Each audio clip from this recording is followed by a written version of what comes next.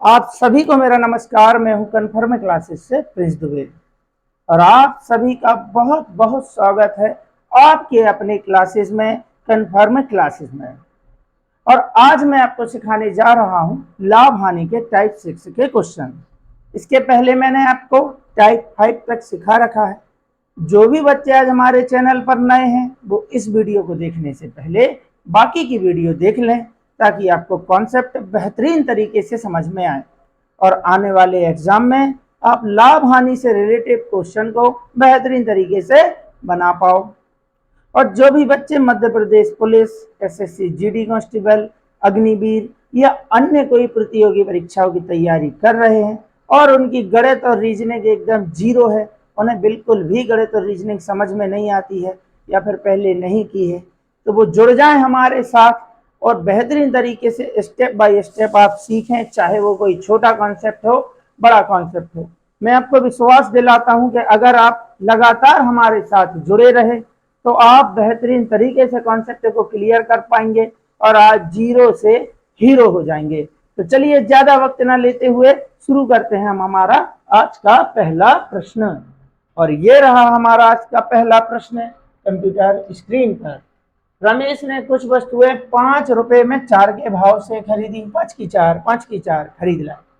उन्हें 8 रुपए में 6 के भाव से बेच दी। 8 की 6 बेच दी।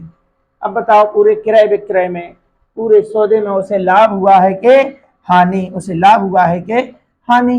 कैसे करते हैं ऐसे क्वेश्चन? एक क्वेश्चन मैं आपको बिल्कुल आराम से बताऊंगा। अभी आपको स्पीड की कोई चर्चा नहीं करनी है, आपको 2 प्रश्नों में सीखना है, बाकी के प्रश्न स्पीड के साथ करना है।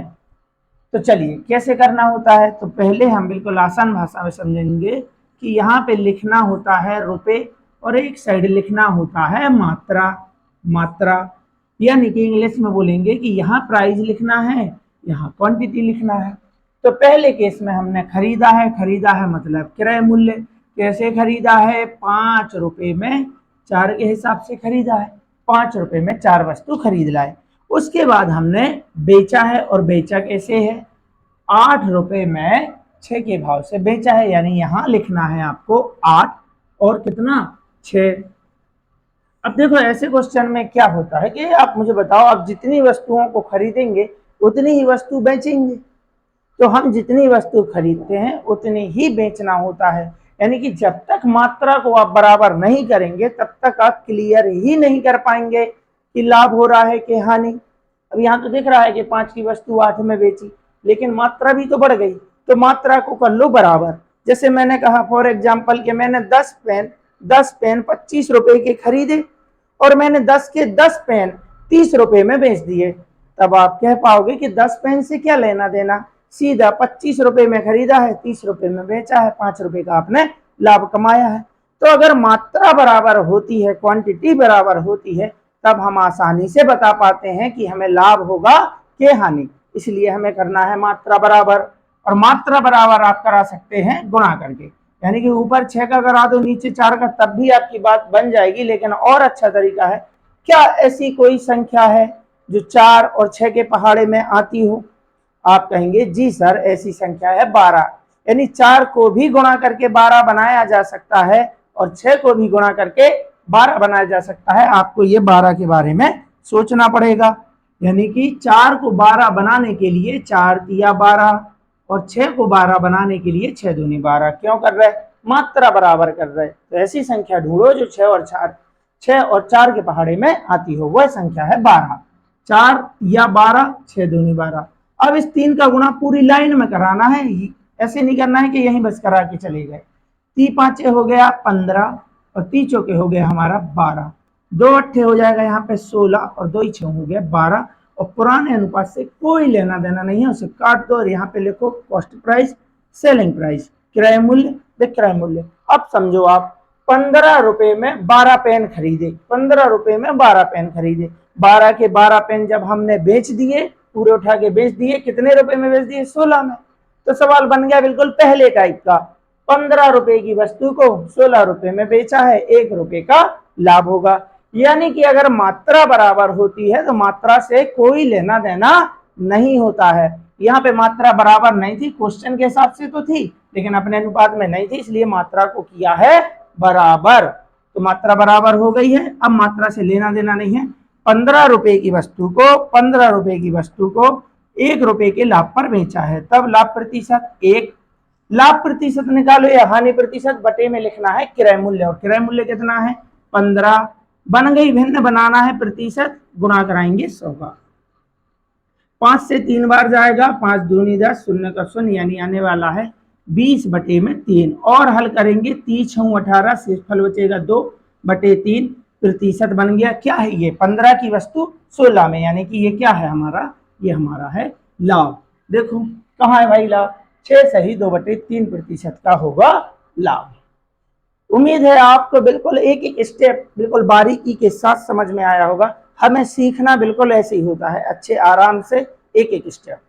जो बच्चे एवरेज स्टूडेंट हैं, मतलब जिन्हें जो छोटी छोटी चीजें जल्दी समझ में आती है, हो सकता है कि उन्हें स्पीड थोड़ी सी स्लो लगे, लेकिन मुझे तो सबको सिखाना है। जिसको गणित नहीं आती मुझे उसे सिखाना है।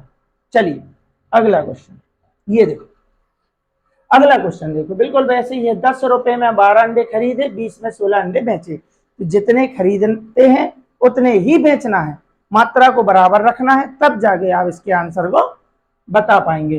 कैसे करना है, लिख लेना है प्राइस एक साइड क्वांटिटी। 10 रुपए में 12 अंडे खरीदे और बेचे कैसे हैं, 20 रुपए में 16 के हिसाब से बेचे हैं। ये सीपी है, ये हमारा एसपी है। अब जितनी वस्तु खरीदो उतनी ही बेचो, यानी कि दोनों की मात्रा रखो बराबर। क्या मात्रा बराबर है, नहीं है। जहां रुपए और मात्रा दोनों दी होती है वहां मात्रा को करना है बराबर। क्या कोई ऐसी संख्या है जो 12 के पहाड़े में आती हो और 16 के पहाड़े में, हाँ सर ऐसी संख्या है 48। तो 12 को 48 बनाने के लिए 12 चौके 48, 16 की 48, पूरी लाइन में गुणा कराएंगे। और गुणा कराने के बाद यहाँ पे आपको लिख लेना है 10 चौके हो गया 40 और 12 चौके हो गया हमारा 48, 20 तिया हो गया हमारा 60 और 16 ती हो गया 48। अब आप चेक कर सकते हो, पुराने अनुपात से लेना देना है नहीं। ये हो गया सीपी, ये हो गया एसपी। 40 रुपए में 48 अंडे खरीद के लाया, 48 के 48 अंडे उठाए और कितने रुपए में बेच दिए, 60। तो बताओ यहाँ पे 48 अंडों का या 48 वस्तुओं का कोई रोल है, नहीं है। ये तो सिर्फ वेरीफाई करने के लिए है, यानी कि मात्रा को सिर्फ बराबर करने के लिए। मात्रा को कहीं भी नहीं लिखना है, सीधा सीधा पढ़ना है कि 16 ये 40 रुपए में खरीद कर कितने में बेच दिया है, 60 में, मतलब 20 रुपए का हुआ है लाभ।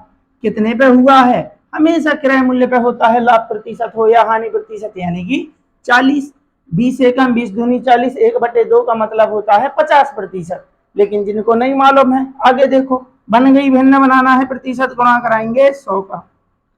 20 एकम 20 दूनी 40, 2 से जाएगा 50 बार में, ऐसे आ गया 50% लाभ। 50% लाभ कहाँ है भाई लाभ, ऑप्शन नंबर सी। अब अपन सीख चुके हैं, 2 क्वेश्चन में हमने बहुत आराम से सीखा। अब हमें ये भी समझ चुके हैं कि ये मात्रा सिर्फ बराबर करनी होती है, लिखने की कोई जरूरत नहीं है। आप सिर्फ वेरीफाई कर लो, बराबर होगा, डायरेक्ट प्राइस लिखो और लाभ प्रतिशत या हानि प्रतिशत जो कुछ भी हो रहा है उसे आप निकाल दो। चलिए अगला क्वेश्चन, ये रहा अगला क्वेश्चन। गणेश ने कुछ संतरे 25 रुपए में 20 के भाव से खरीदकर उन्हें 18 रुपए में 15 के भाव से बेच दिया। गणेश का प्रतिशत लाभ या हानि ज्ञात कीजिए। अब आप सीख चुके हैं, आप अप्लाई करिए। आप चाहें तो वीडियो को रोक के सॉल्व करिए। मैं गारंटी देता हूं कि अगर आपने 2 क्वेश्चन अच्छे से समझ लिए हैं, अभी तक आपका इसका आंसर आ चुका होगा। चलिए कैसे करना है, लिख लेना है प्राइस एक साइड क्वांटिटी, यानी कि मूल्य और मात्रा। कैसे खरीदे हैं, 25 रुपए में 20 संतरे खरीदा, यानी कि कॉस्ट प्राइस हो गया। सेलिंग प्राइस क्या बोल रहा है, 18 में 15, यानी 18 रुपए में 15। क्या करना है बराबर, क्या कोई संख्या है जो 20 और 15 बराबर, क्या करना है मात्रा क्वांटिटी। तो ये क्वांटिटी वाली लाइन में देखना है, 20 और 15 की पहाड़े में आती है वो संख्या है 60, यानी कि 20 को 60 बनाने के लिए कितने का गुणा कराएंगे, आप कहेंगे सर 3 का। 15 को 60 बनाने के लिए कितने का गुणा कराएंगे? आप कहेंगे 4 का। अब यहाँ पे हमने वेरीफाई कर लिया, 20 तिया 60, 15 चौके 60, यानी कि मात्रा लिखने की कोई भी जरूरत नहीं है, आप डायरेक्ट लिखो प्राइस। 25 तिया हो जाएगा 75 और 18 चौके हो जाएगा यहाँ पे 72। ये हो गया सेलिंग कॉस्ट प्राइस और ये हो गया अपना सेलिंग प्राइस। 75 रुपए की वस्तु को 72 में बेच दिया है, मतलब 3 रुपए की हानि हो गई, 3 रुपए की हो गई हानि। कितने पे? हमेशा कॉस्ट प्राइस पर, यानी कि क्रय मूल्य पर, और क्रय मूल्य दिया है 75। बन गई भिन्न, बनाना है प्रतिशत, गुणा कराते हैं 100 का। 25 तिया 75, 25 चौके 100, 3 से 3 गए, यानी कि 4% हानि, 4% हानि। कहाँ है भाई हानि? हानि क्यों? 75 की चीज 72 में, 4% हानि, ऑप्शन नंबर डी। अब आप सीख चुके हैं, आपको पेपर में बिल्कुल ऐसे ही अप्लाई करना है। तो चलिए देखते हैं अगला क्वेश्चन। ये रहा, रीता ने 10 रुपए में 15 खिलौने खरीद कर 15 में 10 बेच दिए, लाभ प्रतिशत। बिल्कुल वैसे ही है, ये क्वेश्चन आपके लिए है। वीडियो को रोको और इसको आप करके देखो। आशा करता हूं कि अभी तक आपका आंसर आ गया होगा और आप बेहतरीन तरीके से सीख पाए होंगे। चलिए, मेरा काम है बताना, तो मैं तो बताऊंगा ही। लोग यहाँ पे लिखना है प्राइस, यहाँ पे लिखना है मात्रा, क्वांटिटी। कैसे खरीदा है? 10 रुपए में 15 के हिसाब से। बेचा कैसे है? 15 रुपए में 10 के हिसाब से। सेलिंग प्राइस क्या करना है? मात्रा बराबर कोई संख्या है जो 15 और 10 के पहाड़े में आती है? आप कहेंगे बिल्कुल सर, ऐसी संख्या है 30। तो 15 को 30, 15 को 30 बनाने के लिए कितने का गुणा कराएंगे? 15 दूनी 30, 10 तिया 30, हो गया ना बराबर। 15 दूनी 30, 10 तिया 30। लिखने की जरूरत नहीं है, सिर्फ यहाँ लिखना है ये प्राइस को। 10 दूनी 20, मात्रा नहीं लिखनी, कोई काम का ही नहीं है। 15 ती 45, वो तो सिर्फ वेरीफाई करने के लिए से। कॉस्ट प्राइस हो गया, सेलिंग प्राइस हो गया। 20 रुपए की वस्तु को 45 में बेच दिया है, मतलब 25 रुपए का लाभ कमाया है। 25 रुपए का लाभ कमाया है। लाभ हो या हानि प्रतिशत, हमेशा बटे में लिखो क्रय मूल्य, क्रय मूल्य है 20। बन गई भिन्न, बनाना है प्रतिशत, गुणा कराएंगे 100 का। 20 एकम 20, 20 पंचे 100, 25 पंचे हो गया 125% का लाभ, 125% का लाभ, यानी कि ये 125%। बिना निकाले भी आप ऑप्शन से भी बता सकते थे। अरे 20 रुपए की वस्तु को 20 ही रुपए के लाभ पर बेचेगा, मतलब 100% लाभ तो हो गया। 100 से तो ज्यादा ही है हमारा आंसर। 20 की वस्तु को 45 में बेचा है, मतलब दुगने में बेचा है, 100% का तो लाभ है ही उसमें, और 5 रुपए और एक्स्ट्रा है, तो हमारा आंसर जो होगा वो 100% से तो ज्यादा ही होगा, और 100% से ज्यादा लाभ वाला एक ही ऑप्शन है, ऑप्शन नंबर ए। तो ऑप्शन से तो बाद में सीखना है, पहले हमें कॉन्सेप्ट क्लियर करना है, ठीक है ना। चलिए, ये रहा आपका अगला क्वेश्चन। देखिए अगले क्वेश्चन में क्या बोल रहा है। संगीता 500 कापियां, संगीता 500 कापियां 20 रुपए में 15 के भाव से खरीदी और उन्हें 15 रुपए में 20 के भाव से बेची। उसे सौदे में कितने प्रतिशत? अब ये 500 दे रखा है, इसका क्या करें सर? क्या करना है 500 का? 500 कोई काम का नहीं है। क्यों नहीं है? क्योंकि हमें तो वैल्यू बतानी नहीं, हमें तो प्रतिशत लाभ या हानि निकालना है। वो तो सिर्फ आपको बता रहा है कि 500 खरीदी थी और 500 ही बेची थी। देखो 500 कापियां खरीदी हैं और उन्हें मतलब कापियों को, कितनी कापियां हैं? 500 खरीदी, 500 बेचाए। तो ये तो हमारे कॉन्सेप्ट को और मजबूत कर रहा है कि मात्रा दोनों ही केस में कैसी रखनी है? बराबर। और ये बात तो हम ऑलरेडी पहले ही सीख चुके हैं। तो इस 500 से कोई लेना देना नहीं है, हम तो वैसे ही मात्रा बराबर करते थे। कैसे करना है? प्राइस लिखेंगे, क्वांटिटी लिखेंगे। 20 रुपए में 15 के भाव से, 20 रुपए में 15 के भाव से खरीदी और बेच कैसे आए हैं? 15 रुपए में 15 रुपए में 20 के भाव से बेच दिया है। मात्रा को बराबर करेंगे। कैसे बराबर करेंगे चलिए बताइए। 15 और 20 के पहाड़े से कोई संख्या उठा के लाओ, यानी कि इनका एलसीएम लेके आओ, मतलब 60 बनाना है। 15 चौके 60, 20 तिया 60 हो गए भैया बराबर।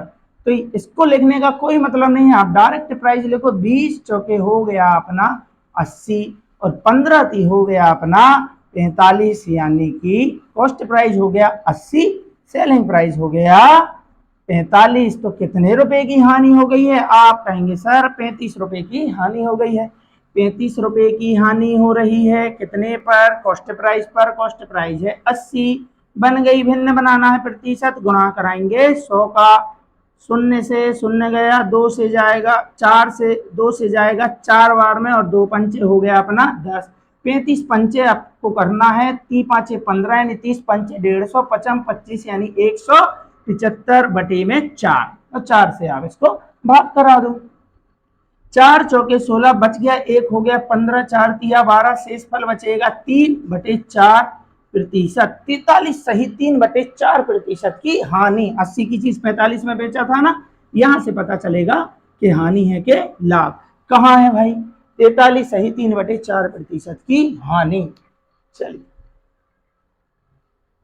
अब ये रहा आपका अगला क्वेश्चन। सुनीता ने 80 टॉफियां, 80 टॉफियों का कोई रोल है? बिल्कुल भी नहीं है। वो तो हमें बता रहा है कि 80 टॉफी खरीदी थी, 80 ही टॉफी को बेच दिया है, यानी कि दोनों ही केस में क्या है? मात्रा बराबर। और ये बात तो हम ऑलरेडी पहले से ही जानते हैं कि हमें इस टाइप के क्वेश्चन में मात्रा को करना होता है बराबर। ठीक है ना? तो ये क्वेश्चन है आपके लिए होमवर्क में। इस क्वेश्चन का आंसर आप मुझे कमेंट बॉक्स में बताएंगे, और साथ में आप ये भी बताएंगे कि आप चीजों को कितने अच्छे तरीके से सीख पा रहे हैं, आपको वीडियो कैसी लग रही है। चलिए अब अगला क्वेश्चन। चलिए, एक व्यक्ति ने कुछ संतरे 2 रुपए में एक संतरे तथा उतने ही संतरे 1 रुपए में 2 संतरे के भाव से खरीदे। इस बार जो व्यक्ति है वो 2 बार शॉपिंग कर रहा है। एक बार संतरे खरीदे, फिर मार्केट में आगे गया होगा और कुछ संतरे और खरीद लाया। उसने बताया है उतने ही संतरे, मतलब दोनों ही बार जब उसने शॉपिंग की है बिल्कुल बराबर बराबर संतरे खरीदे हैं, यानी दोनों ही केस में मात्रा है बराबर। अभी तक जो हमने क्वेश्चन किया उसमें मात्र एक ही बार शॉपिंग कर रहा था, वो एक ही बार चीजों को खरीद कर ला रहा था, दूसरी बार में बेच रहा था। इस बार उसने 2 बार खरीद लिया है। कोई दिक्कत नहीं, बिल्कुल जैसे आप करते आ रहे हैं क्वेश्चन को बिल्कुल वैसे ही करना है, बस 2 बार शॉपिंग करा देना है उसे। कैसे कराना है 2 बार शॉपिंग? देखिए, प्राइस लिखना है, क्वांटिटी लिखना है। पहले केस में उसने खरीदे हैं 2 रुपए में एक संतरे खरीदे हैं, यानी कि खरीदे हैं मतलब कॉस्ट प्राइस। दूसरी बार बेचा है नहीं, दूसरी बार भी तो खरीदा है, इसलिए फिर से सीपी लिख लो, कॉस्ट प्राइस। उतने ही कितने? जितने पहले खरीदे थे। और कैसे खरीदे हैं? 1 रुपए में 2। क्वेश्चन तो हमें बता रहा है कि दोनों ही केस में मात्रा बराबर है, लेकिन अपने अनुपात में आपको मात्रा बराबर दिख रही है। ऊपर 1 खरीदे नीचे 2, तो कंडीशन मैच ही नहीं हो रही है। वो बता रहा है, देखो कॉन्सेप्ट कि उतने ही मतलब आप मात्रा रखें बराबर, कर दो इसे बराबर। 1 को क्या बनाया जा सकता है? 1 को 2 बनाया जा सकता है, या फिर ऐसा कहें इस 2 का गुणा ऊपर, इस 1 का गुणा नीचे। 2 दूनी हो गया 4, 2 एकम 2। 1 से गुणा कराएंगे, यहाँ पे वापस से 1 आएगा और ये 2 आएगा। ये भी सीपी है, ये भी सीपी है, इससे कोई लेना देना नहीं है। अब मैं आपसे पूछूं, बताओ उसने टोटल कितनी खरीदारी की है, टोटल कितनी चीजों को खरीदा है? तब आप कहेंगे 4 और 1 5 रुपए में खरीद के लाया है, 2 और 2 4 संतरे। तो टोटल उसने 5 रुपए में 4 संतरे खरीदे। अब इसके बाद क्वेश्चन हमारा बिल्कुल वैसे ही बन गया जैसे हम अभी तक कर रहे थे। बेचा कैसे है? 3 रुपए में 4 संतरे के भाव से बेचा है 3 रुपए में 4। तो जितने हम खरीदते हैं उतने ही बेचते हैं, यानी मात्रा होनी चाहिए बराबर। यहाँ तो दोनों ही केस में बराबर है, खुद से ही बराबर है, यानी अगर बराबर है तो आपको बराबर नहीं करना है, आपको डायरेक्ट 5 रुपए की वस्तु को 3 रुपए में बेच दिया, मात्रा तो बराबर है, तो कुछ नहीं करना है। तो कितने रुपए का लाभ हुआ? लाभ नहीं हुआ साहब, हानि हो गई है। 5 रुपए की वस्तु को 3 रुपए में बेचोगे तो आपको हानि होगी, 2 रुपए की हानि। कितने पर? हमेशा क्रय मूल्य पर, और क्रय मूल्य है 5, बन गई भिन्न बनाना है प्रतिशत। 5 एकम 5, दूनी 10, शून्य का शून्य यानी 20 दूनी 40 प्रतिशत की होगी हानि। कहाँ है भाई 40% हानि? 40% हानि ऑप्शन नंबर डी। ठीक है ना? तो हमने देख लिए, एक बार भी शॉपिंग कराई हमने दुकानदार को, 2 बार भी कराई, और दोनों ही केस में उसने कहा था उतने ही संतरे। चलिए, ये रहा हमारा अगला क्वेश्चन।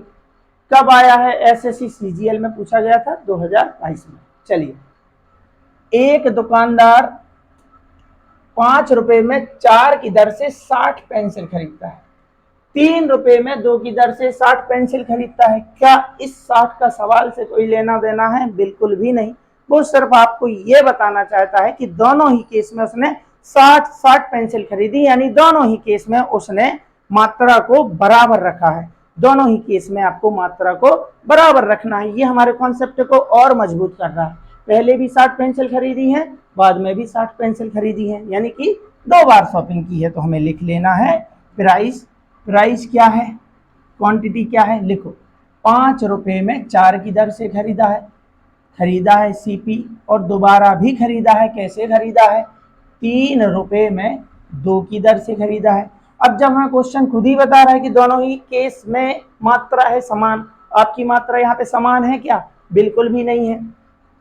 क्या आप 2 को 4 बना सकते हैं? बिल्कुल। 2 को 4 बनाने के लिए 2 से गुणा करा दो, 2 दूनी 4, तो ऊपर गुणा कराना है। ऊपर गुणा नहीं कराना है क्योंकि वो तो पहले से ही 4 है, तो हो गए बराबर। ऊपर वाला लिख दो ज्यों करते हो, यानी 5 का 4, 2 तिया 6 और 2 दूनी 4। इससे कोई लेना देना नहीं है। ये भी सीपी है, ये भी सीपी है।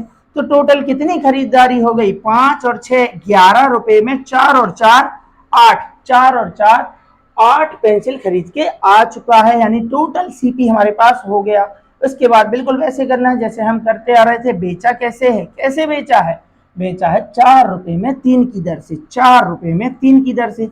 और आपको बहुत अच्छे से पता है कि दोनों ही केस में क्या रखना है? मात्रा बराबर।